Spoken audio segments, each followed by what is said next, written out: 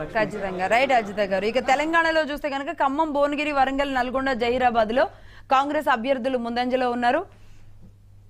ఆదిలాబాద్, కరీంనగర్, సికింద్రాబాద్, మల్కాజ్గిరిలో, మహబూబ్ నగర్ లో బీజేపీ అభ్యర్థులు ముందంజలో ఉన్నారు. ఇక గజపతి నగరం నియోజకవర్గంలో పోస్టల్ బ్యాలెట్లు 1300 ఓట్లతో అక్కడ కొండపల్లి శ్రీనివాస్ ముందంజలో ఉన్నారు. అలాగే పోస్టల్ బ్యాలెట్ ఓట్లలో ఎర్రగొండపాలెం టీడీపీ కూడా ముందంజలో ఉంది. అలాగే శృంగవరపుకోటలో పోస్టల్ బ్యాలెట్ లో శృంగవరపుకోట నియోజకవర్గంలో 100 ఓట్లతో టీడీపీ అభ్యర్థి కోళ్ల లలిత కుమారి అక్కడ ముందంజలో ఉన్నారు. అసలు ఇది శృంగవరపుకోట ఎలా ఉంటుందో అనుకున్నారు, కానీ కోళ్ల లలిత కుమారి ఇక్కడ ముందంజలో కనబడుతున్నారు. ముమ్మిడివారం నియోజకవర్గం పార్లమెంట్ అభ్యర్థి గంటి హరీష్ మాధూర్ ఇక్కడ 3400 ఓట్లతో ఆయన మెజారిటీ ముందంజలో ఉన్నారు. ఇక బొబ్బిలి నియోజకవర్గంలో 2300 ఓట్ల లీళ్లులో అక్కడ ముందంజలో ఉంది టీడీపీ. బేబీ నాయన అక్కడ ముందంజలో ఉన్నారు.